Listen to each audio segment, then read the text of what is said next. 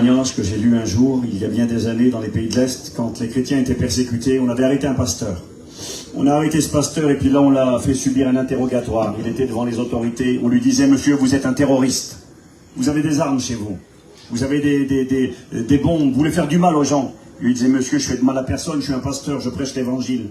Et l'interrogatoire continuait: monsieur, vous êtes quelqu'un de dangereux. Vous avez des armes chez vous. Vous voulez faire du mal aux gens. Et puis à un moment donné, le pasteur, il n'en pouvait plus. Il a dit: oui, c'est vrai, il y a une arme chez moi. Il y a une bombe dans ma maison. Et là, ils lui ont dit: on savait bien que vous étiez quelqu'un de dangereux. Et puis ils l'ont accompagné jusqu'à sa maison. Et ils ont fouillé la maison pour trouver la bombe. On avait accusé le pasteur de terrorisme. Et quand ils sont arrivés dans sa maison, ils ont fouillé partout. Et ils n'ont pas trouvé de bombe. Et ils lui ont dit: mais vous nous avez menti, il n'y a pas de bombe, on a fouillé partout. Il a dit: si, monsieur, il y a une bombe ici chez moi. Et ils ont dit: mais pourtant on l'a trouvée nulle part. Et il leur a fait signe. Et là ils ont regardé, ils ont ouvert le placard et à l'intérieur il y avait la Bible qui était là.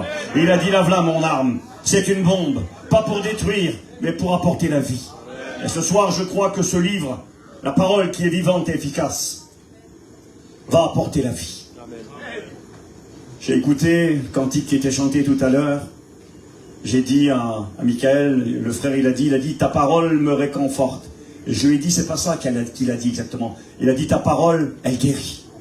Et je crois que la parole de Dieu est capable de guérir ce soir. Elle est capable de faire ce que personne ne peut faire. Je l'ai vu à l'œuvre des multitudes de fois. Elle est vivante, elle donne la vie, elle donne l'espoir. J'ai prié pour cette mission comme vous. J'ai demandé au Seigneur, je dis: Seigneur, parle-moi, qu'est-ce que tu veux que je leur dise? C'est un pasteur qui prêche, il ne fait pas un spectacle. On est un chapiteau, mais on n'est pas dans un cirque ce soir. Et puis j'ai prié, je dis: Seigneur, qu'est-ce que tu veux que je leur dise? Alors on ne cherche pas à faire son intéressant non plus. Quand j'étais aux écoles bibliques, j'ai marqué dans ma Bible: lorsque tu prêches, ne cherche pas à faire ton intéressant, mais aie tout le temps le désir de faire du bien à ceux qui viendront écouter ma parole. Et j'aimerais vous encourager ce soir. Alors j'ai prié. J'ai dit: Seigneur, qu'est-ce que tu veux que je leur dise? Et puis Dieu m'a donné seulement un mot. Et je crois que ce sera le sujet des 3 réunions qu'on aura ensemble. Dieu m'a donné le mot espérance. Sur mon cœur, le mot a résonné: espérance, espérance, espérance. Et j'aimerais vous parler ce soir de l'espoir et de l'espérance. L'espérance concernant la situation de ceux qui sont morts dans le Seigneur. Qu'en est-il? On peut se poser des grandes questions dans le malheur. Dans la Bible, nous avons cet homme, Job. Job qui menait joyeuse et brillante vie. Il vivait dans l'abondance. Il avait une belle famille, 10 enfants, 7 garçons, 3 filles, beaucoup d'argent. Il n'avait pas de soucis, une bonne santé, des bonnes tables, tout allait bien. Et vous savez, quand tout va bien, on ne se pose pas trop de questions. On croit que ça va durer tout le temps, et pourtant ça ne dure pas tout le temps. On vit dans un monde où tout s'écroule comme un château de cartes, en un instant. Un coup de téléphone, un coup de vent, et tout est par terre. Tout ce qu'on a construit, il n'y a plus rien. Et Job avait tout perdu. Sa santé, son argent, ses biens, ses enfants. Ses 10 enfants étaient morts. Et là, il s'est posé les grandes questions. Job 14, verset 10. Un arbre a de l'espoir quand on le coupe. Il repousse avec ses racines quand elles atteignent de l'eau. Un arbre a de l'espoir, mais il va dire: l'homme meurt. Où est-il? L'homme expire. Où va-t-il? Il s'est posé les grandes questions devant la mort, devant ses 10 enfants qui l'avaient quitté. Où sont mes enfants? Qu'en est-il d'eux aujourd'hui? Qu'est-ce qui se passe? Il s'est posé les questions. Et Dieu lui a répondu. Bobèche, il a cité ce verset dans les Proverbes, qu'il fallait garder les préceptes du Seigneur, garder la parole de Dieu. Eh bien, vous savez, c'est ce que Job a dit. Quand Dieu l'a éclairé, quand Dieu lui a répondu, quand il a compris la situation de ceux qui partaient, quand il a compris l'espérance que Dieu donne à ceux et celles qui lui appartiennent, alors à ce moment-là, il a dit ceci. Dans le livre de Job, au chapitre 19 et verset 17, il a dit: je voudrais que mes paroles soient écrites, qu'elles soient écrites dans un livre. Jusqu'à là ça va, la parole de Dieu écrite dans un livre, d'accord, mais il ira plus loin. Je voudrais qu'avec un burin de fer et avec du plomb, elles soient gravées dans le rocher. Et c'était plus simplement est écrit dans un rouleau. À l'époque, on écrivait sur des peaux d'animaux, c'était plus suffisant. Ou sur du papyrus, du papier qui s'effrite et qui passe avec le temps. À un moment donné, il dit: je voudrais que mes paroles soient marquées dans un livre. Pas assez. Je voudrais qu'elles soient gravées avec un burin, dans un rocher, dans du roc, Parce qu'il voulait que cette parole se transmette de génération en génération. Il voulait que les enfants, les petits-enfants, il voulait que jusqu'à nous aujourd'hui. Il semblerait que Job a vécu 2000 ans avant Jésus, ça fait 4000 ans en arrière. Et 4000 ans plus tard, on cite encore les paroles de Job. Sa prière a été exaucée. Je voudrais que ma parole soit gravée dans du roc avec un burin de fer. Qu'est-ce qu'il voulait dire? C'est marqué juste après. Je sais que mon Rédempteur est vivant et qu'il se lèvera le dernier sur la terre. Le Rédempteur, c'est celui qui paye pour te racheter, celui qui paye pour toi, qui paye le prix pour te donner la liberté et pour te donner la vie. Je sais que mon Rédempteur est vivant, qu'il se lèvera le dernier sur la terre, quand ma peau sera détruite. Il parle de la mort du corps. Quand je n'aurai plus de chair, qu'arrivera-t-il? Je verrai Dieu. Je le verrai, et il me sera favorable, mes yeux le verront, et non ceux d'un autre. Mon âme languit d'attente au-dedans de moi. Le message qu'il voulait transmettre à la postérité, aux générations qui viendraient, était celui-ci. Je sais que mon Rédempteur est vivant. Celui qui m'a racheté est vivant. Et le Rédempteur, il a un nom. Il s'appelle Jésus de Nazareth. Je sais que mon Rédempteur est vivant, qu'il se lèvera le dernier, et quand mon corps sera retourné à la poussière, quand ma chair sera détruite, qu'advient-il, qu'arrivera-t-il? Il s'est posé la question quelques versets avant. L'homme meurt, où est-il? L'homme expire, où va-t-il? Et là il dit, je sais qu'il est vivant, et je le verrai. Mes yeux verront Dieu, et non ceux des autres. Alors mon âme languit d'attente au-dedans de moi. Ça veut dire, je suis pressé que ce jour arrive. Au départ, il se pose des questions. C'est le point d'interrogation. Et là, la réponse est venue. Dieu lui a parlé. Avant qu'on fasse une petite prière ensemble et de lire la Bible, vous rappelez peut-être le témoignage d'un ami à moi qui est parti près du Seigneur aujourd'hui. C'était un garçon, quand il est arrivé à l'âge de conscience, tout jeune, peut-être 8, 9 ans, 10 ans, 12 ans, il a appris qu'il était malade, qu'il était atteint d'une maladie qui était inguérissable.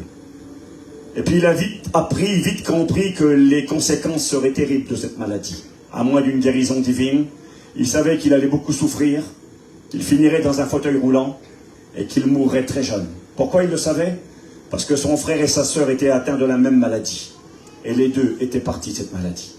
Et mon petit copain, il a grandi dans la ville, la maladie s'est déclarée. Au début, il marchait, il courait comme les autres enfants. Puis tout doucement, il a commencé à ralentir, il ne pouvait plus marcher. Puis il a fini dans une chaise roulante, il a beaucoup souffert. Et écoutez le témoignage de ce garçon. C'est un garçon de la région parisienne, beaucoup ici ont dû le connaître. Et ce garçon, il disait ceci. Il disait, avant, pour moi, la vie, c'était comme un tunnel noir et sombre, dans lequel je m'enfonçais de plus en plus, avec aucun espoir.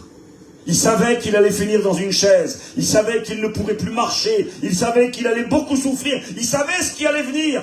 Un tunnel, la vie pour lui, c'était comme un tunnel dans lequel il rentrait, et c'était de plus en plus noir. Et il a rencontré Jésus. Il est devenu chrétien. Il a accepté le Christ. Il a appris à connaître la parole de Dieu. Et quand ensuite il témoignait, il disait, la vie pour moi autrefois était un tunnel noir et sombre dans lequel je m'enfonçais de plus en plus, sachant que ma maladie allait s'aggraver, que j'allais finir dans une chaise, que j'allais souffrir, que j'allais mourir très jeune. Je savais tout ça. Un tunnel noir, quel vilain tunnel! Et quand il témoignait, il disait, je suis toujours dans ce tunnel.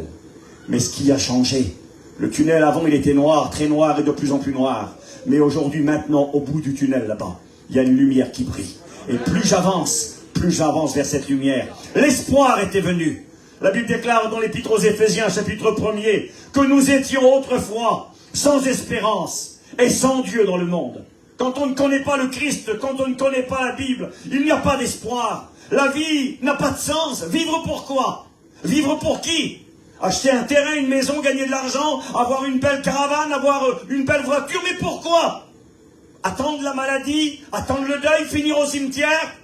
Excusez-moi, tu peux avoir une belle tombe en or. Ce qui compte, c'est pas la tombe en or, ce qui compte, c'est de savoir où on va après. La Bible nous donne des réponses. Et j'aimerais vous les partager ce soir. Je lis un verset, puis on prie le Seigneur. Il est écrit dans Jérémie 29 et verset 11, le verset il est célèbre, les pasteurs le citent souvent quand ils prêchent, et je le lirai moi aussi ce soir. Jérémie 29 verset 11, car je connais les projets que j'ai formés sur vous. C'est beau parce que ce n'est pas écrit sur toi, c'est un appel collectif. Il y a moyen de répondre aux besoins de chacun ce soir. C'est pas pour une personne en particulier, c'est pas juste pour je sais pas moi, des gens spéciaux. Des fois on dit, c'est un privilège que d'être un chrétien. C'est pas tout à fait vrai. Parce qu'un privilège, c'était quelque chose qui était réservé aux grands. Autrefois, il y avait des rois, il y avait des nobles, ils avaient des privilèges. Alors ils avaient des droits que les autres n'avaient pas. Le peuple n'avait pas le droit, mais le roi, il avait le droit. C'était un privilège. Bah, de devenir chrétien, c'est pas un privilège. Parce que tout le monde peut devenir chrétien. C'est bon ça. C'est pas réservé à monsieur un tel, parce qu'il a tel nom de famille, parce qu'il a tel portefeuille, parce qu'il est capable. Non, tout le monde peut devenir chrétien. Ce n'est pas un privilège, c'est une grâce. Une grâce. La source de la grâce à laquelle tout le monde peut venir boire. Je connais les projets que j'ai formés sur vous, et tu peux mettre ton nom, dit l'Éternel, projet de paix et non de malheur, afin de vous donner un avenir et de l'espérance. Amen. On fait une prière au Seigneur ensemble. Je vais demander à Moïse qui m'a invité s'il veut faire une prière pour chacun de nous. Alléluia. Merci, ma rodate. Oui, Seigneur.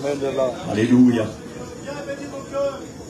Merci pour la parole de Dieu, merci pour l'espérance que tu as mis dans le cœur. Parce qu'un jour Dieu t'aimeront, Seigneur. Merci pour ce qu'il soit le moyen de oui, Seigneur. Oui, ma rodate. Seigneur, viens fortifier, viens encourager, viens redonner toute la parole que tu te fais ce soir, Seigneur, toute la gloire. Au nom de Jésus-Christ, merci. Merci, Seigneur. Alléluia. La parole de Dieu nous donne de l'espérance. Les versets sont nombreux. J'aime beaucoup ce verset dans Colossiens, chapitre 1er, verset, on peut lire ensemble, verset 5, il est écrit, on va lire un petit peu avant. C'est marqué, nous rendons grâce à Dieu, le Père de notre Seigneur Jésus. Et nous ne cessons de prier pour vous, dira l'apôtre, ayant été informés de la foi que vous avez et de l'amour que vous avez. À cause de quoi qu'ils avaient cette foi, à cause de quoi qu'ils avaient cet amour les uns pour les autres, à cause de l'espérance. Écoutez bien, qui vous est réservé dans les cieux et que la parole de la vérité, la parole de l'évangile vous a fait connaître. On ne peut pas connaître, on ne peut pas savoir si on n'a pas de réponse. Et les réponses, où est-ce qu'on les trouve? C'est marqué, écoutez bien, je vous lis. L'espérance qui vous est réservée dans les cieux et que la parole de la vérité, la parole de l'évangile vous a précédemment fait connaître. C'est la parole qui nous fait connaître. C'est la parole qui donne des réponses. Quand on n'a pas la parole, on est dans l'ignorance. Et quand on est dans l'ignorance, eh bien on s'afflige. 1 Thessaloniciens 4, verset 13. Nous ne voulons pas que vous soyez dans l'ignorance au sujet de ceux qui dorment. Ainsi, vous ne vous affligerez pas comme ceux qui sont sans espérance. Une traduction dira, vous devez connaître la vérité. Ainsi, vous ne vous affligerez pas par rapport à ceux qui sont morts. Quand tu connais la vérité, tu ne t'affliges pas. Bien sûr que tu es peiné, bien sûr que tu es triste, la douleur de la séparation, éphémère et provisoire. Mais quand tu as des réponses, quand tu sais, quand tu ne sais pas, tout s'écroule. Vous savez, ce message, c'est un message qui, je crois, est très important pour ceux qui n'appartiennent pas encore à Dieu. Parce que sans Dieu, on n'a pas d'espoir. C'est marqué comme ça, vous savez, il est écrit dans 1 Corinthiens chapitre 13 et verset 13. Maintenant, 3 choses demeurent. La foi, l'espérance et l'amour. La foi, l'espérance et l'amour, elles demeurent. Demeurer, ça veut dire durer. Quelque chose qui dure, quelque chose qui ne passe pas. Ça dure. Quand tout s'écroule, quand le château de cartes de la vie est tombé par terre, quand les épreuves nous ont mis à terre, quand le deuil est venu frapper à la porte, quand tu construis dans l'évangile, tu demeures debout. Ce n'est pas possible autrement. Et ce message, il a été le moyen, je pensais, avant de me lever. C'était en 2007, je crois, il y a 16, 17 ans, 18 ans en arrière, 17, 18 ans. J'ai prêché en région parisienne et j'ai parlé de ce que je vais parler ce soir. J'ai parlé de l'espérance, de la situation de ceux qui meurent dans le Seigneur. Où sont ceux qui nous ont quittés? Carrie, qu'en est-il d'eux aujourd'hui? Parce que j'imagine, parce que je crois, parce que je pense, mais ce qui est marqué dans le livre, ce que la parole de la vérité nous a fait connaître. Et je me rappelle avoir partagé ce que je vais partager maintenant dans cette église. En région parisienne, c'était. Et puis quelques jours plus tard, je suis revenu dans la même région, dans une autre église, et puis j'ai mangé avec un foyer. Un homme qui avait une 50aine d'années, sa femme aussi. Et puis ils m'ont ouvert leur cœur, ils m'ont dit ça. Ils m'ont dit, quand on est venu l'autre jour à La Réunion t'écouter à telle église, on a écouté la parole de Dieu. Et la parole de Dieu nous a donné de l'espoir. On a perdu une jeune fille de 16 ans. Tout s'était écroulé chez nous. Tout était perdu, tout est tout cassé. On était dans la souffrance perpétuelle, moi et ma femme. Mais à l'écoute de la parole de Dieu. L'espoir est venu en nous. Nous savons où est notre petite fille. Nous savons, on a eu des réponses. Alors nous avons décidé, moi et ma femme, de revenir à Dieu. Ils étaient rétrogrades tous les deux. La parole de Dieu, elle nous ramène. Quand on a de l'espoir, elle nous donne envie d'avancer. On comprend que le ridicule de la vie, parce que la vie est ridicule sans Dieu, eh bien avec Dieu ça change. Avec Dieu c'est plus ridicule. Comme je l'ai dit, il y a le tunnel noir dans lequel nous passons les uns et les autres. Le tunnel de la maladie, le tunnel des épreuves, le tunnel du deuil. Mais là-bas au bout, il y a la lumière qui brille maintenant. Et la lumière de l'évangile, elle grandit, elle nous donne de l'espoir. Je connais, merci mon frère, je connais les projets que j'ai formés sur vous, l'Éternel. Projets de paix et non de malheur, afin de vous donner de l'avenir et de l'espérance. Vous savez à qui cette parole est adressée? Quand Jérémie le prophète dit ces paroles, c'est une lettre qu'il a envoyée. Vous vérifierez chez vous, il n'y a pas de problème. Jérémie 29 au verset 1er, il dira, voici la lettre qu'envoya Jérémie le prophète à ceux qui étaient captifs à Babylone. C'était des gens qui étaient dans l'esclavage, des gens qui avaient perdu leur terre, leur maison, leurs biens, leur famille. Il y avait eu la guerre entre Babylone et Israël. Et les Babyloniens ont remporté la guerre. Et ils ont fait du peuple juif des esclaves. Et ils les ont arrachés de leur pays. Et ils les ont envoyés dans un pays lointain là-bas, à Babylone. Et ils étaient là-bas, esclaves, dans la souffrance. Ils avaient perdu des êtres chers. Ils avaient perdu leurs biens, leur nom, leur dignité. Ils n'étaient plus rien, sans espoir. Et Dieu va dire à ce peuple-là, je connais les projets que j'ai formés sur vous, dit le Seigneur. Il y aura pour vous de l'avenir, il y aura pour vous de l'espérance.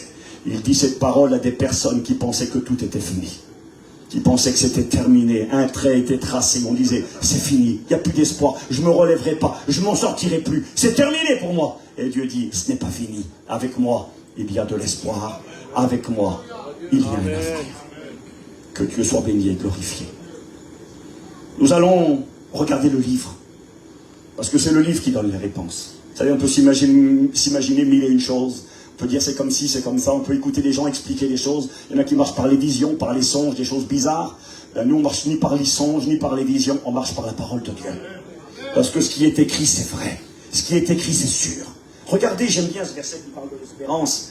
Il se trouve dans l'Épître aux Hébreux, au chapitre 6, verset 19. Écoutez bien ce qui est écrit. Il est écrit cette espérance. Nous la possédons. Et là, il va utiliser une image un peu particulière, et je vais vous la commenter 2 minutes. Cette espérance, nous la possédons. C'est-à-dire, elle est à nous. Elle est en nous, elle nous appartient. Nous la possédons, écoutez bien, comme une encre de l'âme, sûre et solide. Elle pénètre au-delà du voile, là où est entré Jésus pour nous. Cette espérance, elle est comme une encre. Alors nous, on est des gens de la Bretagne, vous savez, enfin nous, il y a quelques-uns, Michael, mon copain, et puis... mes copains aussi là, on est de la Bretagne, lui aussi un petit peu. Bon ben là-bas il y a la mer, ici vous avez les montagnes, là-bas on a la mer et on a des bateaux. Une ancre, bien sûr vous savez ce que c'est. Une ancre c'est une pièce en métal, en ferraille, qui est faite avec des crochets. Je ne vous prends pas pour des imbéciles, mais juste pour qu'on comprenne ensemble. Et puis elle sert pour tenir le bateau.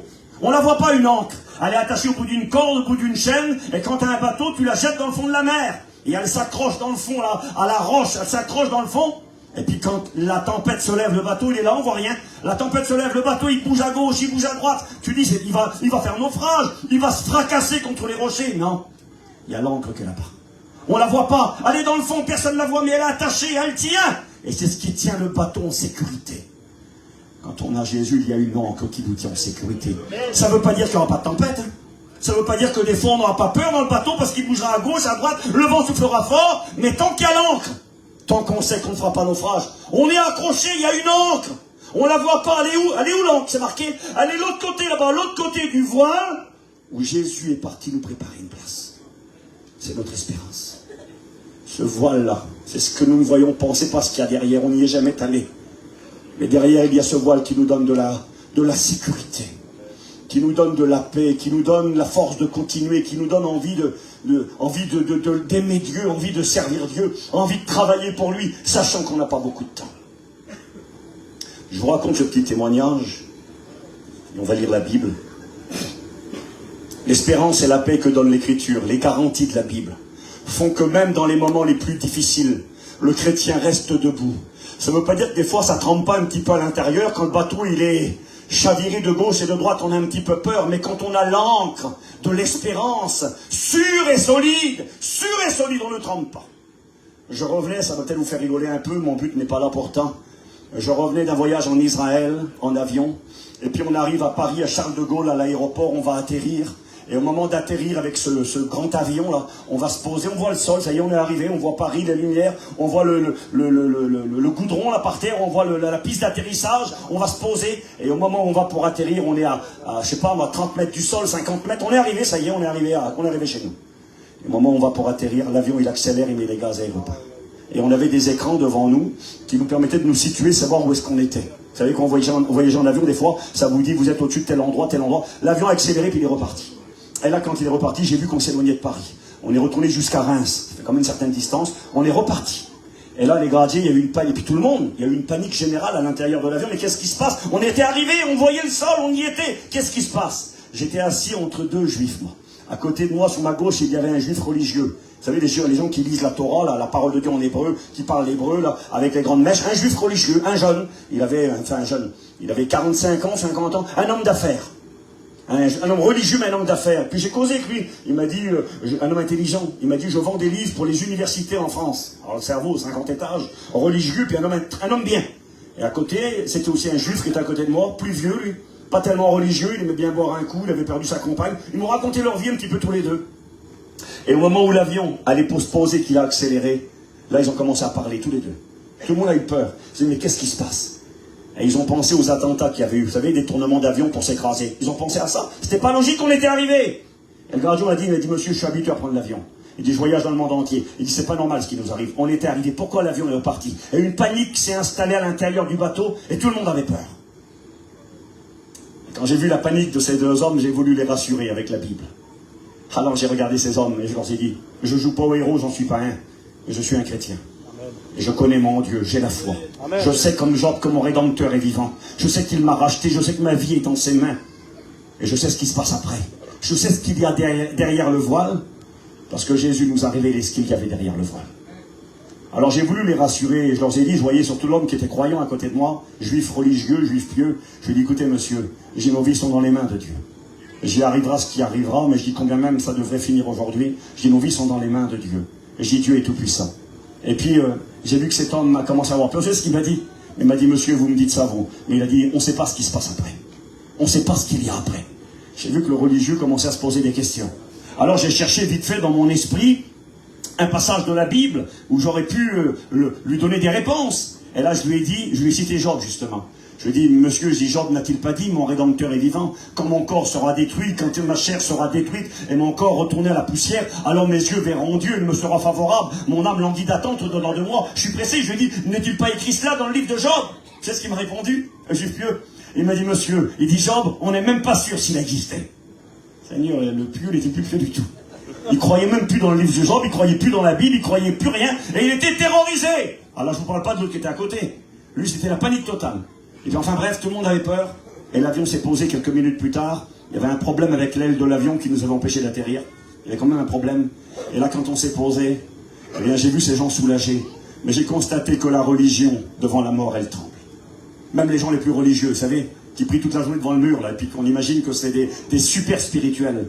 Là, je me rends compte que quand tu n'as pas le Christ dans ta vie, devant la mort, tu es désemparé. Amen. Devant la mort, tu te poses des grandes questions parce que tu n'as pas de réponse. Ben, moi, je n'ai pas de la prétention, je suis un chrétien, mais nous avons des réponses.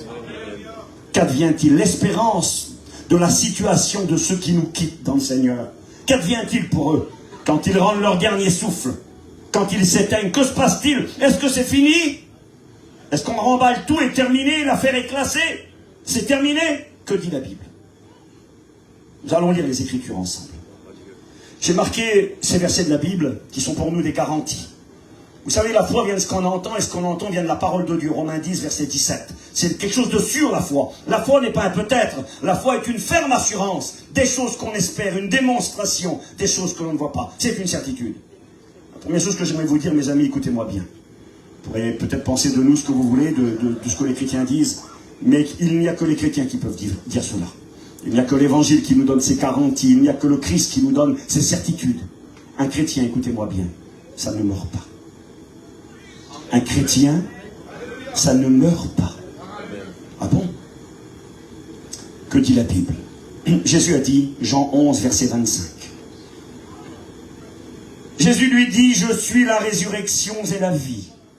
Écoutez-moi. Celui qui croit en moi, celui qui croit en lui, en Jésus de Nazareth, mort à la croix et ressuscité pour nous justifier, le Fils de Dieu. Jésus a dit, celui qui croit en moi, vivra quand bien même il serait mort. Et je vous dis que quiconque vit et croit en moi ne mourra jamais. Un chrétien, ça ne meurt pas. Mourir, ça s'éteint, c'est terminé, c'est fini, ça marche plus, on n'en parle plus. Un chrétien, ça ne meurt pas. Quiconque vit et croit en moi ne mourra jamais. Jean 8, 51, Jésus a dit, si quelqu'un garde ma parole, il ne verra jamais la mort. Pas rien, c'est écrit là, Jésus dit ça. Si quelqu'un garde ma parole, il ne verra jamais la mort. Luc 20, verset 37, 38. Il appelle le Seigneur le Dieu d'Abraham, le Dieu d'Isaac, le Dieu de Jacob, car Dieu n'est pas le Dieu des morts, mais des vivants, car pour lui, tous sont vivants. Les chrétiens, ça ne meurt pas. Et Steve, pourtant, dans les cimetières, il y a des chrétiens. Les chrétiens, ça meurt. Qu'est-ce que tu racontes? Tu déraisonnes. Qu'est-ce que ça veut dire, la mort? J'ai regardé ici dans la Bible, Jacques, chapitre 2, verset 26. Il est écrit que le corps sans âme, il est mort. Le corps, oui. Le corps, quand l'âme s'en va, c'est-à-dire il ne vit plus. Il n'y a personne pour le faire fonctionner. Le corps que vous avez, vous comme moi, que Dieu nous a prêté pour l'honorer, pour l'aimer, pour le servir, ce corps, c'est un véhicule, c'est une auto. Et à l'intérieur, il y a quelqu'un qui conduit l'auto. Excusez-moi l'image. Steve recule. Va un petit peu à gauche. Qui c'est qui commande? C'est pas le corps qui commande, c'est moi qui commande. Va à droite, je retourne à droite. Mais si je quitte la voiture, s'il n'y a plus personne à l'intérieur, alors la mort a touché le corps. Mais l'âme, l'esprit, la personnalité, la personne qui est à l'intérieur, elle continue de vivre. Soit près de Dieu, soit loin de Dieu. Soit dans la paix, la joie, nous allons le voir, dans la consolation, ou dans le tourment, dans la honte, dans le remords et la souffrance. Et c'est pourquoi il faut choisir. Hébreux 9, verset 27, il est réservé à l'homme de mourir une seule fois. C'est-à-dire le moment où l'âme quitte le corps, la personnalité, mes sentiments, ce que je suis, ce qui est à l'intérieur, ce qui m'anime, ce qui est intelligent, ce qui permet de créer. Ce que je suis, ma personnalité continue de vivre. Les chrétiens ne meurent pas. J'ai marqué la mort physique n'est pas la pire. Elle n'est que la séparation de l'âme et du corps. Écoutez-moi bien pour les chrétiens, je vous en parlerai Dieu voulant dimanche matin. Elle n'est qu'une séparation provisoire. On a déposé le corps provisoirement. Excusez-moi d'utiliser ces choses, ces mots et de parler de ça, mais c'est ce que Dieu a mis sur mon cœur. Vous savez le mot cimetière. Le cimetière, c'est un endroit qu'on n'aime pas aller et c'est un mot qu'on n'aime pas tellement utiliser. Moi, j'ai perdu des êtres chers comme tout le monde. Je suis pas un extraterrestre. J'ai perdu mon frère de 35 ans. Et ma petite cousine vient de partir près du Seigneur il y a quelques jours en arrière de 37 ans. On a connu beaucoup aussi de misère chez nous. Mon petit cousin Germain, 21 ans, il s'est éteint. Et il est parti. Donc on sait, c'est l'endroit où on n'aime pas aller. Moi, quand je vais dans ces endroits-là, je souffre. Je rentre à l'intérieur et je fais... Quand je rentre dedans, là. Parce que je traverse, et puis là, il y a mon papou, puis là, il y a mes oncles qui sont là, puis là, il y a mon petit frère. Et on pense à plein de choses. Il y a tout notre passé. Il y a tous ces souvenirs qui sont là. Et on n'aime pas dans ce lieu. Et c'est normal, quelque part. Parce que ce lieu est la conséquence du péché. La mort n'était pas prévue au plan de Dieu. Mais le salaire du péché, c'est la mort. Et parce que l'homme a tourné le dos à Dieu, la mort est entrée dans le monde par un seul homme, dit l'Écriture. Mais le mot cimetière, c'est un mot grec. Vous ne parlez pas grec et moi non plus, je le dis souvent, mais c'est vrai pourtant. Cimetière, ça veut dire l'endroit où l'on dort. L'endroit où l'on dort. Ça ne veut pas dire l'endroit où c'est fini, hein. C'est l'endroit où l'on dort. C'est l'endroit où les corps dorment. C'est écrit dans la parole de Dieu, Daniel, chapitre 12. Il est question de ceux qui dorment dans la poussière de la terre. Qui est-ce qui dort? Ce sont les corps. Les corps dorment. Et un jour, tous les corps se réveilleront. J'en parlerai un petit peu, je vous ai dit, donc dimanche. Jean chapitre 5, verset 25 jusqu'au verset 27, 28. Il est écrit que l'heure vient, où tous ceux qui sont dans les sépulcres, les corps, entendront la voix du Fils de Dieu. Ceux qui auront fait le bien se relèveront pour la vie éternelle. Ceux qui auront fait le mal se relèveront pour la honte et la colère éternelle. Alors oui, il y a cet endroit provisoire où les corps dorment parce que le conducteur est parti, parce que l'âme, la personnalité est partie. Mais je le répète ce soir, un chrétien, ça ne meurt pas. Un chrétien, ça ne cesse pas d'exister. Un chrétien, ça continue de vivre. On avance ensemble. Tranquillement, mais j'aimerais vous lire quelques versets. Je voulais pas faire un message éloquent avec, je sais pas, vous savez, des fois on prêche une histoire de la Bible, on fait vivre le personnage, on fait vivre l'histoire, et on aime bien ce genre de prédication, notre peuple aime bien ça, et c'est bon, et j'aime bien ce genre de prédication. Mais je vais faire ce que Dieu m'a dit de faire. Et Dieu m'a dit, tu vas leur parler de l'espérance. Et ce soir, nous parlons de l'espérance, de la situation de ceux qui sont morts dans le Seigneur. Mais où sont-ils? La question est posée par Job.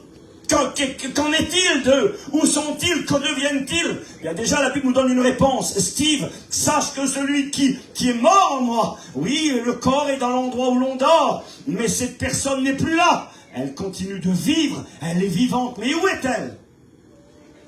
Je regarde les versets de l'Écriture. Que Dieu soit béni et glorifié. J'ai marqué ceci, Luc 16, verset 22.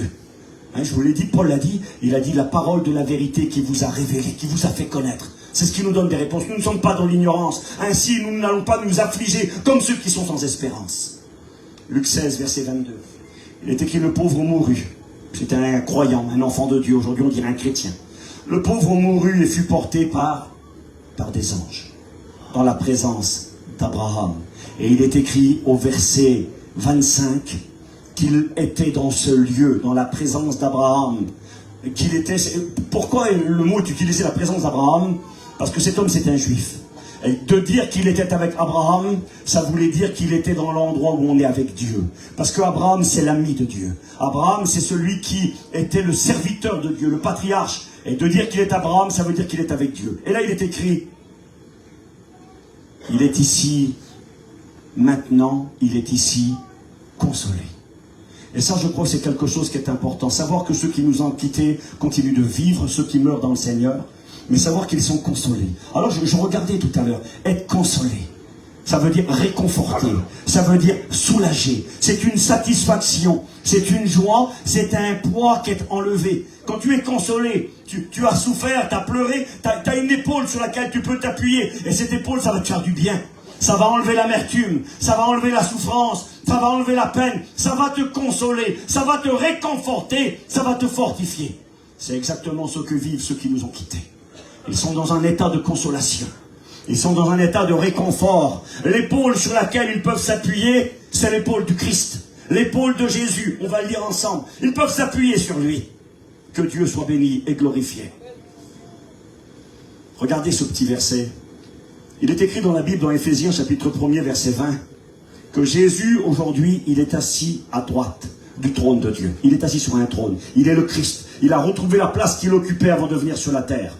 Et Jésus est le roi des rois, le Seigneur des seigneurs. Il est le Fils de Dieu. Il est éternel. Il est l'égal de Dieu le Père. C'est marqué qu'il n'a pas regardé comme une proie à arracher son égalité avec Dieu. Il était l'égal de Dieu le Père, mais il s'est fait homme. Et aujourd'hui, il est retourné occuper la place qu'il occupait. Il est assis à droite du trône de Dieu le Père. Et là, ce qu'il est marqué.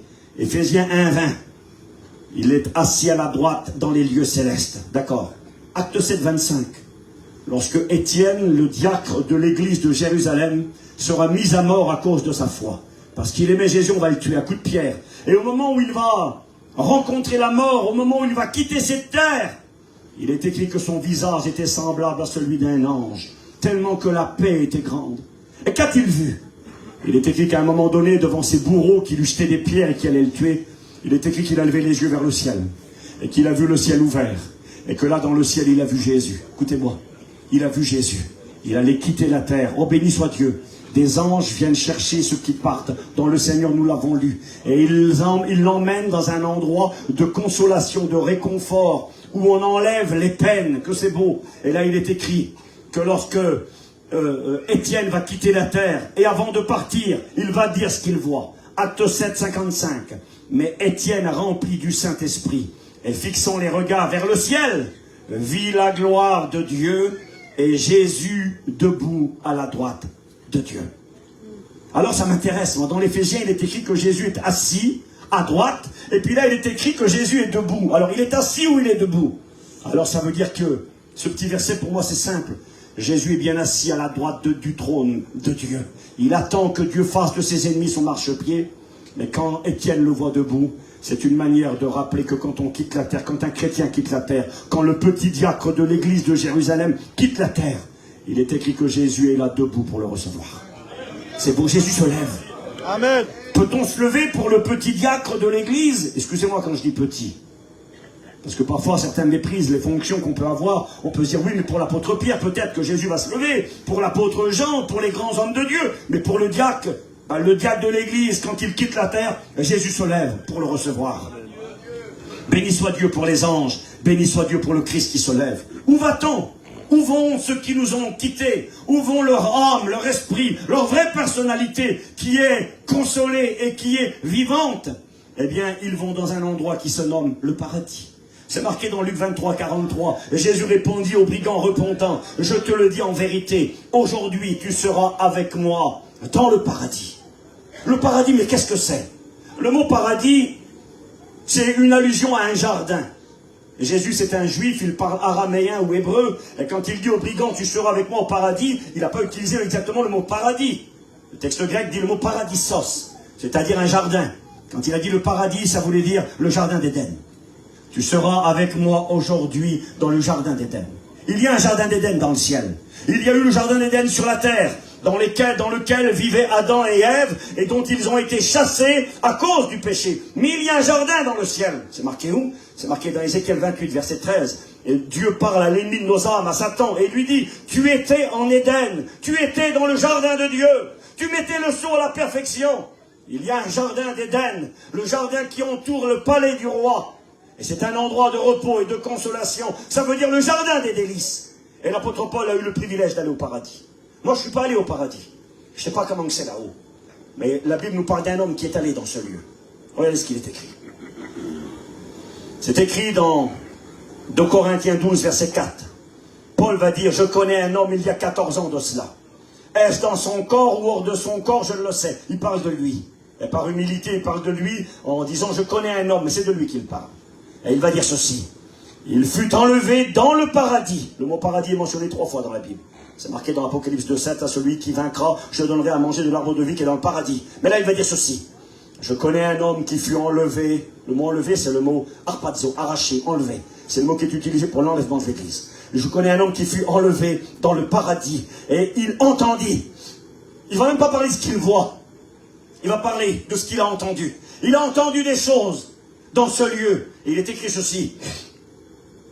Je connais un homme qui fut enlevé dans le paradis et il entendit des paroles ineffables qu'il n'est pas permis à un homme d'exprimer.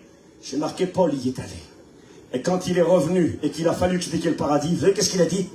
Il a dit, je suis désolé, je ne peux rien vous dire. J'ai écouté des choses. J'ai vécu des choses, mais ces choses sont ineffables. Alors le mot est compliqué pour vous comme pour moi. J'ai regardé ce que signifiait le mot ineffable. Ça veut dire que les mots ne peuvent pas exprimer quelque chose d'incroyable, d'inconcevable, d'inimaginable, d'irracontable, d'extraordinaire. Il est en train de dire là-bas, pourtant si quelqu'un aurait pu nous expliquer, c'était bien lui. Paul, c'est l'homme de savoir. Il parle plusieurs langues. Il parle le latin, il parle la langue des Romains.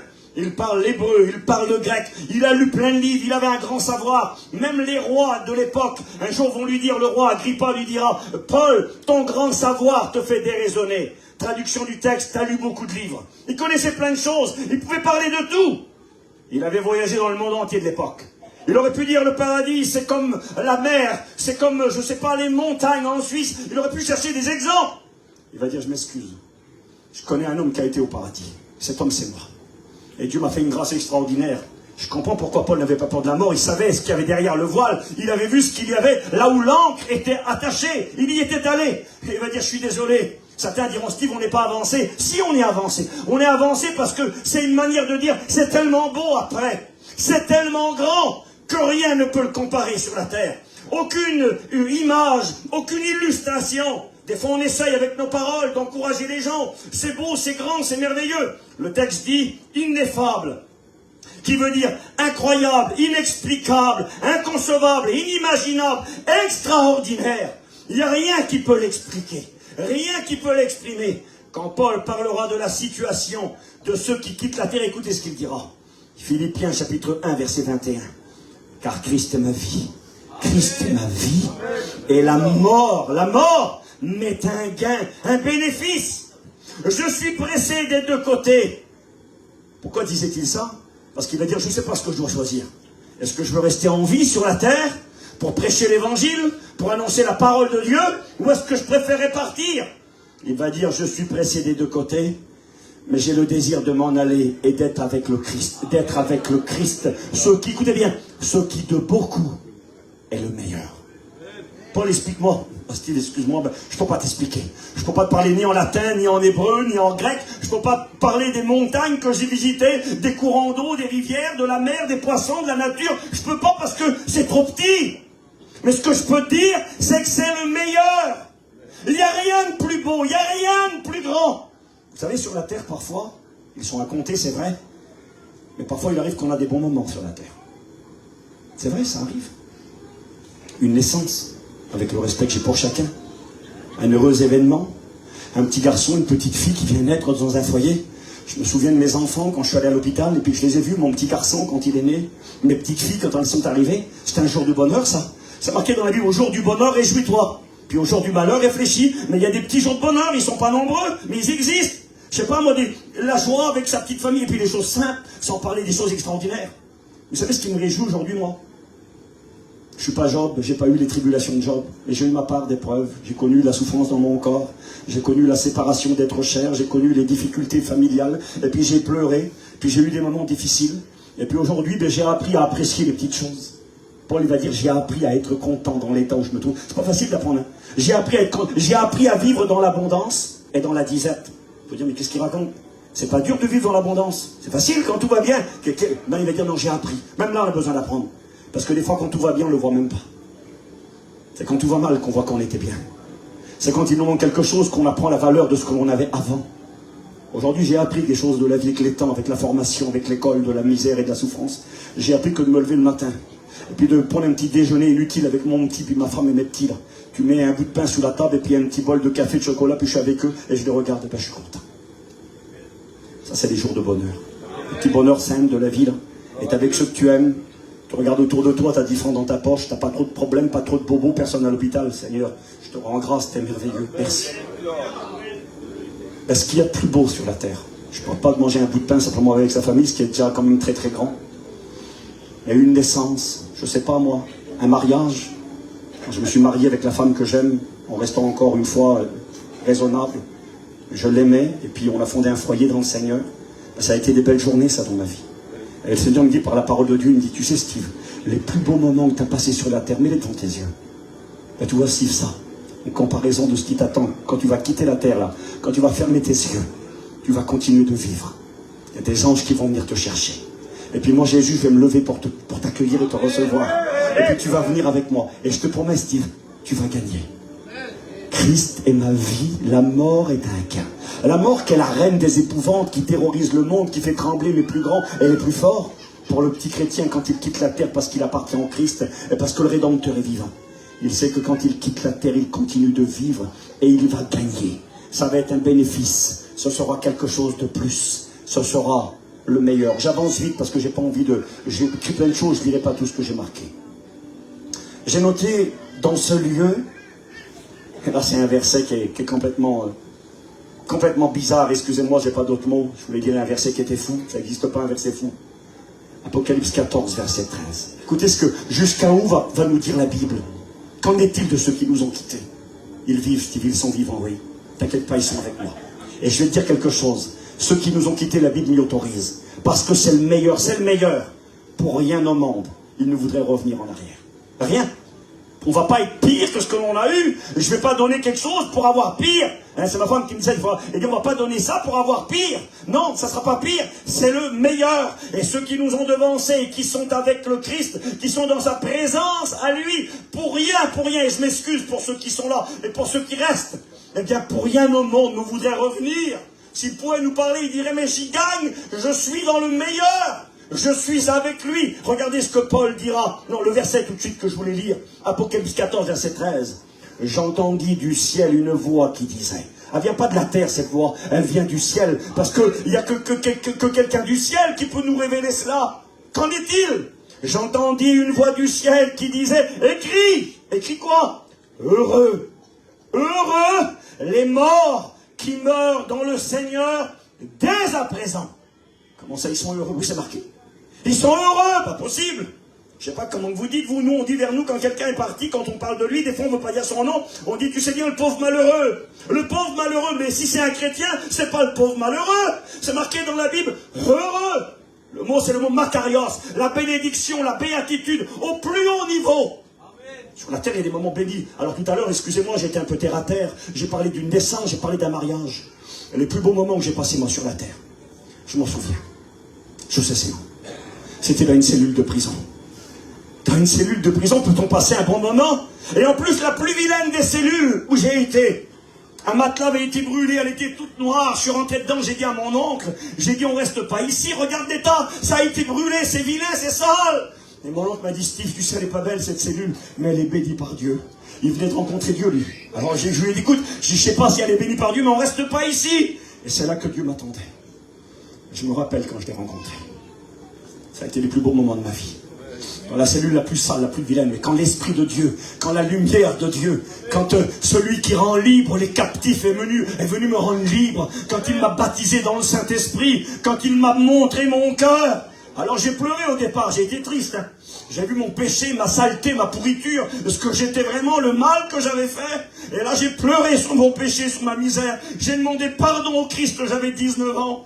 Mais à ce moment-là, le Saint-Esprit est venu faire sa demeure en moi. Il est venu habiter. Et j'ai eu un avant-goût du ciel, les arts de l'Esprit. Et quand il est venu habiter en moi, cette plénitude, et là on ne peut pas l'expliquer, je suis comme Paul, j'ai pas les mots, mais de joie, de paix, de bonheur, cette plénitude est venue vivre en moi. Je m'en rappellerai toute ma vie.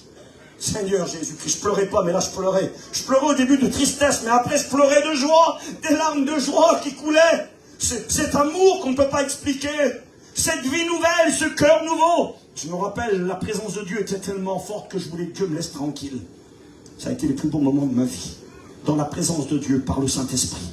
Quand on quitte la terre, ce n'est plus la présence de Dieu par le Saint-Esprit. On ne marche plus par la foi, on marche par la vue. Je sais que mon Rédempteur est vivant, et quand mon corps aura été détruit, quand ma chair sera détruite, alors je le verrai. Mes yeux et non ceux d'un autre. Oui, on va voir le Christ. Il se lève, il t'accueille, il te reçoit. Tu es avec lui, Seigneur Jésus. Aujourd'hui, je l'aime par la foi. Je l'ai rencontré, son esprit me touche. Son esprit bénit mon cœur. Mais la Bible déclare ici, écrit pour que ça soit transmis, pour leur dire aux autres. Heureux les morts qui meurent dans le Seigneur. Quand? À partir de maintenant, et dès à présent. J'ai noté quelqu'un qui quitte la terre, il est dans la paix. La paix de Dieu, si c'est un chrétien, évidemment. C'est marqué où? 2 Corinthiens, chapitre 5 et verset 8. Nous sommes pleins de confiance. Là, c'est pas la peur, la confiance. Hein. C'est la sérénité et la tranquillité. Je suis tranquille. Nous sommes pleins de confiance. Je me souviens un jour, c'est simple, j'essaie de prendre des images que tout le monde comprend. On était vers nous, là-bas en Bretagne, on était arrêté avec quelques campings de chez nous, et puis la grêle est arrivée. Ici, c'est des pays de grêle. La grêle est arrivée vers nous aussi, là. C'était des morceaux de glace qui tombaient du ciel. Et puis j'étais en dessous au vent avec ma femme. Chacun essayait de protéger ses petites affaires. Et la grêle a commencé à tomber. Et on n'a rien pu faire. Et le camping a été mitraillé par la grêle. C'était embêtant. Mais on était tranquille. Alors même autrement, bien sûr, c'était pas la fin du monde, mais quand même, c'est embêtant nos petites affaires. La grêle tombait, et puis on écoutait le bruit, on a dit, tout est mort. Vous savez pourquoi on était tranquille? C'est tout simple, parce qu'on était assuré. On savait que d'une manière ou d'une autre, on toucherait de l'argent, puis on se fait rembourser. Quand tu es assuré, même quand le problème est là, tu es tranquille. Et là, je ne vous parle pas de quelques bosses ou de quelques grêlons, je vous parle de la vie éternelle. Quand tu es un enfant de Dieu, un chrétien, tu es tranquille. Ça ne veut pas dire qu'il n'y aura pas de grêle, ça ne veut pas dire qu'il n'y aura pas de larmes, ça ne veut pas dire qu'il n'y aura pas de deuil, ça ne veut pas dire que l'épreuve ne sera pas là, mais cette tranquillité, nous sommes pleins de confiance. Et nous aimons mieux quitter ce corps et demeurer auprès du Seigneur. Il savait, l'apôtre, que quand il quitterait ce corps, il partirait avec le Seigneur, qu'il partirait auprès du Seigneur. Et on comprend maintenant pourquoi on est heureux. On comprend maintenant pourquoi on est consolé. J'ai marqué ceci, on est conscient. Soyez avec moi quelques minutes, je lis les versets de la Bible. Apocalypse 6, versets 9 et 10. Je vis sous l'autel les âmes de ceux qui avaient été égorgés à cause de la parole de Dieu. Ils crièrent d'une voix forte.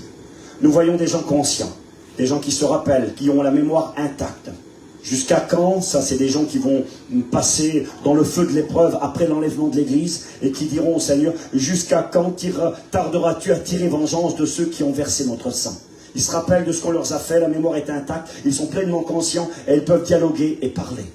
Quelqu'un qui nous quitte peut parler. Nous avons un exemple qui est par excellence l'histoire du pauvre Lazare et d'Abraham. Nous voyons Abraham qui communique et qui dialogue et qui peut parler. Ceux qui nous ont quittés, ils sont dans le paradis. Ceux qui nous ont quittés, ils sont heureux. Ceux qui nous ont quittés, ils sont pleinement conscients et ils peuvent continuer de vivre dans la présence du Seigneur et ils peuvent dialoguer. Je suis marqué dans un lieu de consolation, dans le paradis, avec Jésus. Ils sont vivants, ils sont conscients, ils sont heureux. Ils sont dans un lieu de repos, écoutez-moi bien, mais dans un lieu provisoire. Et ça, c'est très important. Vous savez, quand on quitte la terre, on ne va pas dans un endroit où on va rester pour l'éternité. On va dans un endroit où l'on reste pour un temps très court. Vous savez, ça va peut-être vous choquer ce que je veux vous dire. Mais le paradis, c'est un endroit où ne se trouve pas Dieu. Où Dieu le Père n'est pas. Dans sa présence, dans sa divinité, parce qu'il est Dieu. C'est marqué dans le psaume, si je monte au ciel, tu y es, si je descends au séjour des morts, t'y vois là aussi, dans sa divinité. Mais nous avons cette révélation du Christ, dans l'évangile de Jean, au chapitre 20, verset 17. Quand Jésus va ressusciter, il va dire ceci à Marie de Magdala, qui est à ses pieds, qui l'accroche, et qui ne veut pas que Jésus s'en aille. Il lui dira à Marie, Marie, ne me retiens pas. Va vers mes frères, qui sont mes frères. Dis-leur que je suis ressuscité. Il leur dira, ne me retiens pas, car je ne suis pas encore monté vers mon Père. C'est écrit. Je ne suis pas encore monté vers mon Père. Mais t'étais où depuis 3 jours? J'étais au paradis.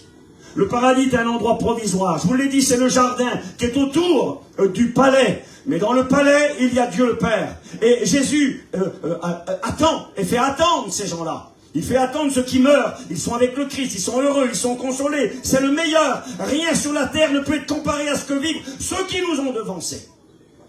J'ai écouté, moi, des témoignages de chrétiens qui sont morts et revenus à la vie. Et ils ont tous quasiment dit la même chose. Ils ont dit là où on était tellement bien qu'on ne voulait pas revenir. J'ai un copain à moi que vous connaissez certainement, un pasteur d'Alsace. Ce garçon-là, avec le Covid, quand il y a eu le Covid, il est mort. Et quand il est mort, il a quitté son corps et il m'a dit, je suis sorti, et il a dit, je voyais la terre comme on voit dans les films, comme une boule bleue. Et il dit, j'étais dans la présence du Christ. Je savais qu'il était là. J'étais avec lui. Et il dit, dans sa présence, il n'y a pas de place pour la peur. Il n'y a pas de place pour la tristesse. Il n'y a pas de place pour la honte. Il n'y a pas de place pour tout ce qui est mal. Il dégage de sa personne une plénitude d'amour, de paix, de joie, de gloire, qui te touche, qui te remplit, qui fait qu'il n'y a pas de place pour le reste. Et pareil, lui avec, il a dit, je ne voulais pas revenir. Père de famille, des enfants, une famille, je ne voulais pas revenir. Que c'est beau, Seigneur. Quelle consolation. Ils ne sont pas abandonnés. Ils ne sont pas oubliés. L'espérance nous est donnée. La conviction. Alors je vous le disais, dans le jardin provisoire, ils attendent. Ils attendent le jour où Christ, à la voix d'un archange et au son de la trompette de Dieu, mais aussi à la voix du Fils de Dieu, Jésus appellera ceux qui sont morts dans la foi. Et là, ils les ressusciteront et ils réintégreront leur corps. J'en parlerai un petit peu dimanche matin. La résurrection. Bientôt la résurrection des corps. 1 Thessaloniciens 4, nous connaissons le verset.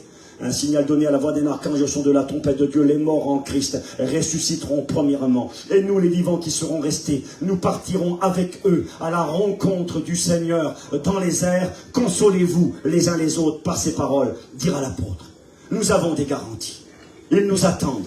Ils sont là dans un endroit provisoire, dans le jardin. Ils attendent le jour où le Christ présentera sa fiancée, l'Église, à son divin Père dans le ciel, où il prendra son épouse, l'enlèvement de l'Église. Les morts en Christ ressusciteront, les vivants sur la terre seront transformés en un instant, en un clin d'œil. 1 Corinthiens 15, 51, 52. Nous serons changés, transformés en un instant, en un clin d'œil. Et avec eux, nous partirons à la rencontre du Christ dans le ciel. Et là, Jésus nous amènera dans le palais royal. Il nous amènera dans la maison paternelle, la maison qu'il est parti nous préparer. Jésus n'a-t-il pas dit, je m'en vais vous préparer une place. Et lorsque je m'en serai et que je vous aurai préparé cette place, alors je reviendrai, je vous prendrai avec moi, afin que là où je suis, vous y soyez aussi. Et là, Jésus nous présentera à Dieu son Père. Je m'en vais vers mon Père, que Dieu soit béni. Et là, dans le ciel, il nous amènera dans une cité. Nous avons une cité au ciel. Il y a une cité, il y a une grande ville dans le ciel. La Bible appelle la Nouvelle Jérusalem.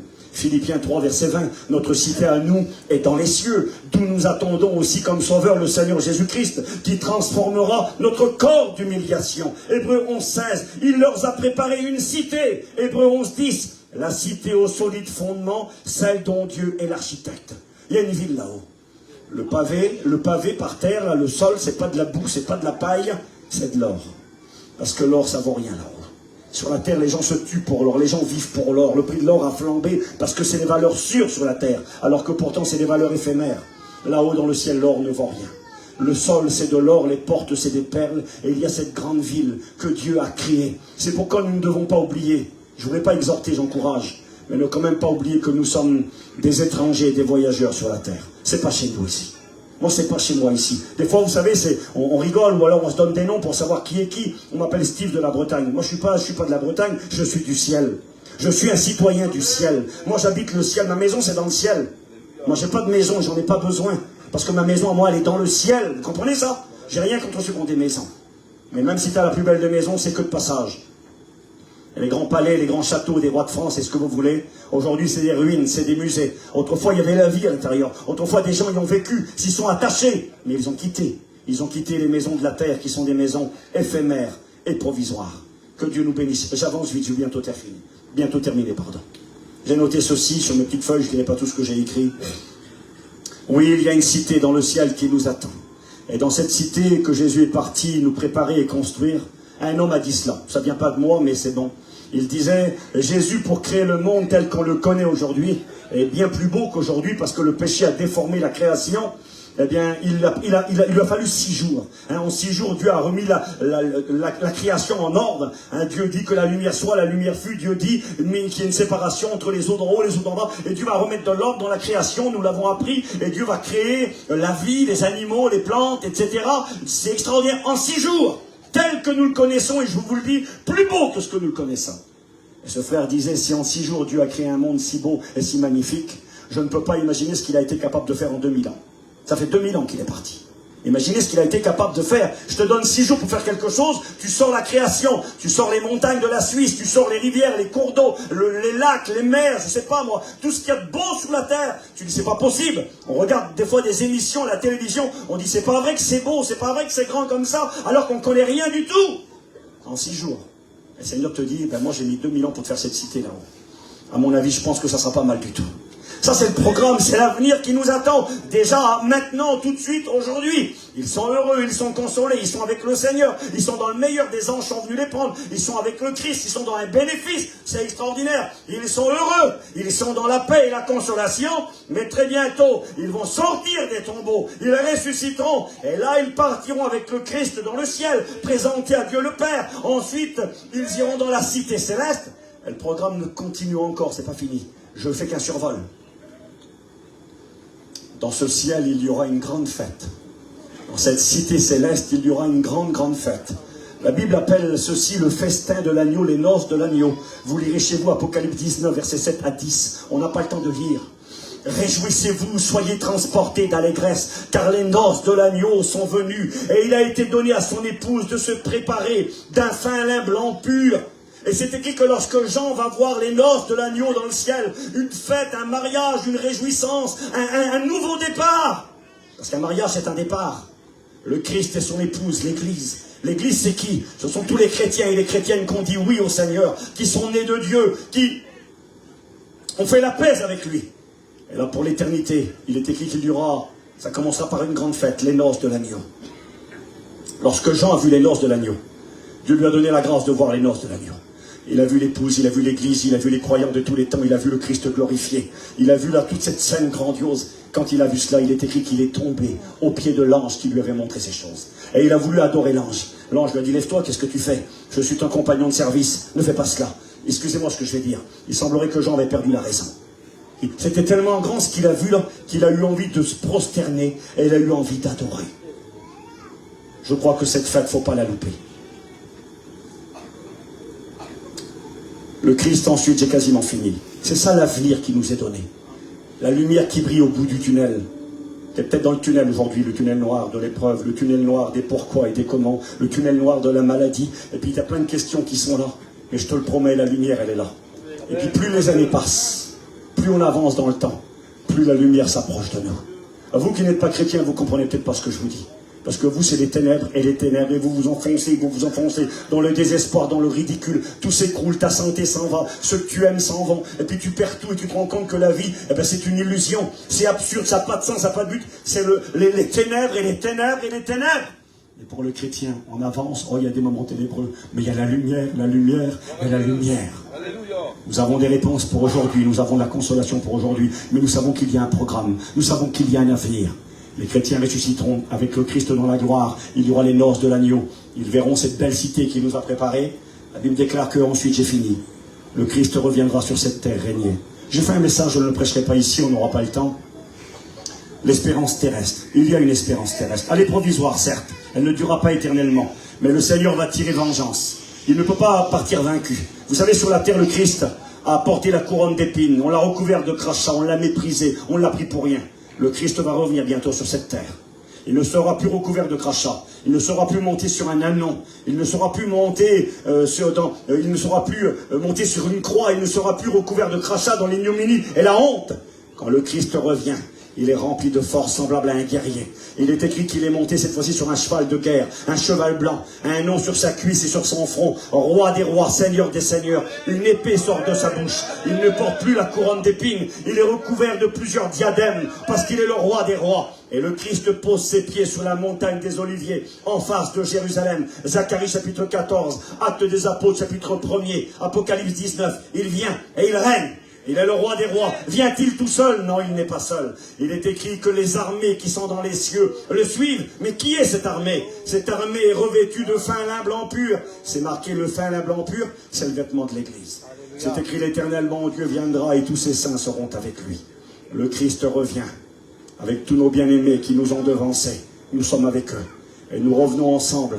Et où on a été les derniers, les méprisés, les rejetés. Là où on n'a été rien du tout. Nous voici aux côtés du Christ. Le Christ pose ses pieds sur la terre des hommes. Et là où il a été le maudit, là où il a été le rejeté, il devient le numéro 1. Il devient le dirigeant mondial. Une ère de paix commence. 1000 ans de paix. On appelle ça le millénium, mentionné 6 fois. Dans l'Apocalypse au chapitre 20. Le Christ vient et il règne. Et à la fin de ces 1000 ans, dit la Bible, je ne rentre pas dans les détails. C'est marqué dans l'Apocalypse 20. Le ciel et la terre sur laquelle nous vivons est détruite. Complètement détruite. Par le feu. Il n'y a plus rien. Le ciel et la terre passeront. L'apôtre Pierre va nous dire que les cieux d'aujourd'hui sont réservés pour le feu. La terre sera détruite, le ciel sera détruit. Un trône blanc sera apparu. Seront jugés les perdus de tous les temps. Ils ressusciteront à ce moment-là, comparaîtront devant lui. Et là, Dieu créera quelque chose. Je finis par ces versets. On lit ensemble dans le livre de l'Apocalypse, au chapitre 20, écoutez la fin du programme. Elle ne finira jamais. Ce sera la vie éternelle. Écoutez la Bible. Je lis pour vous. Apocalypse au chapitre 21, pardon. J'ai dit 20, c'est chapitre 21. Verset 1er. Puis je vis un nouveau ciel et une nouvelle terre. Dieu va créer un nouveau ciel et une nouvelle terre. Ésaïe nous en parle également. Car le premier ciel et la première terre avaient disparu. La mer n'était plus. Tant pis pour les Bretons, plus de mer. On voit, enfin, Michael, il n'y a plus de mer dans la nouvelle terre. J'ai demandé dans mon cœur, je me suis interrogé, Seigneur, pourquoi il n'y a plus de mer sur la nouvelle terre que tu vas créer? Parce que la mer représente deux choses. Elle représente ce qui est changeant. La mer, elle est tout le temps en mouvement. Un peu de calme, on dit une mer d'huile, elle est toute calme. On dirait une glace, tu pourrais marcher dessus. Et en 2 secondes, le vent se lève, elle est déchaînée. Ça, c'est la mer. Elle est calme, mais elle se déchaîne. Comme la vie sur la terre aujourd'hui. C'est calme, et puis un coup de téléphone, et puis de badaboum, tout est par terre. Un coup de téléphone, tout le monde accroche, tout le monde s'en va, ça crie au secours, vous connaissez ça, hein? Ça crie au secours, faut partir, un drame est arrivé. Je l'ai connu dans ma vie, ça moi. J'ai connu la mer déchaînée en 2 secondes. Dans l'éternité, il n'y a plus de mer déchaînée. Il n'y a plus, excusez-moi, il n'y a plus de cimetière là-bas. Il n'y a plus de chimio, il n'y a plus d'hôpitaux, il n'y a pas de prison. Il n'y a pas de dialyse. Il n'y a plus de toutes ces choses qui nous font pleurer, qui nous font mal. Ça n'existe pas. La mer, les changements, il n'y en a plus. Et la mer, c'est ce qui sépare les continents et les peuples. Si tu veux aller en Amérique, il faut traverser la mer. Si tu veux aller en Angleterre, il faut traverser la mer. On est séparés par la mer. La mer sépare les gens. Dans l'éternité, sur cette nouvelle terre et ces nouveaux cieux, il n'y aura plus de séparation. Ces séparations qui nous font mal et qui nous font pleurer n'existent plus. Plus de séparation, un état éternel de bonheur et de paix. Je lis la Bible. Et je vis descendre du ciel d'auprès de Dieu la ville sainte, la nouvelle Jérusalem. C'est marqué Il habitera avec eux.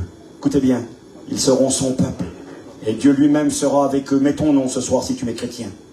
Il essuiera toute larme de leurs yeux. La mort ne sera plus. Il n'y aura plus de deuil, plus de cris, plus de douleur. Les premières choses auront disparu. Écoutez, j'ai fini. Et celui qui était assis sur le trône, le Christ, dit, voici, je fais toutes choses nouvelles. Et il dit, écris. Écris, comme c'est marqué, écris, heureux les morts qui vont dans le Seigneur. Écris, écris quoi? Écris, car ces paroles sont certaines et véritables. J'ai fini. Celui qui vaincra héritera ces choses. Je serai son Dieu et il sera mon fils. C'est ce que Dieu nous a préparé. On peut prier le Seigneur. Il y a de l'espoir.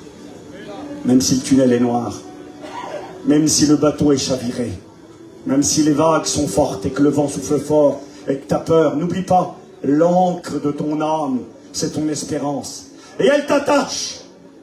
Elle te donne la sécurité malgré la tempête. La lumière brille là-bas au fond du tunnel. Béni soit Dieu. La parole n'est pas un peut-être. Elle est une certitude. Elle n'est pas le fruit de notre imagination. Elle n'est pas les paroles agréables que nous voulons entendre. Elle est la vérité. La parole de la vérité nous a fait connaître l'espérance qui s'attache à son appel. Laissez-vous consoler par la parole de Dieu. Bénissez Dieu. Et surtout, soyez prêts pour le rencontrer. Parce que cette espérance peut être la tienne ce soir. Et si tu ne veux pas du Christ, c'est le désespoir qui t'attend. Ce n'est pas le heureux, c'est le malheur qui t'attend. Ce n'est pas la consolation, c'est le tourment. Je n'ai pas voulu continuer la lecture dans l'Apocalypse. Et qui est heureux ceux qui écoutent ces paroles et qui les gardent. Mais pour les lâches, pour les infâmes, leur part sera dans les temps ardents de feu et de soufre. Alors ce soir, je ne veux pas faire de mal à personne. Je voulais juste vous consoler. Je voulais juste vous apporter de l'espoir. Et je voudrais que vous serriez cette parole dans votre cœur. Bobet, je l'ai dit au début de la prédication. La graver sur du rocher, c'est beau, sur du roc. Mais la graver sur son cœur, c'est plus grand. Prions le Seigneur, s'il vous plaît. Seigneur, nous sommes devant.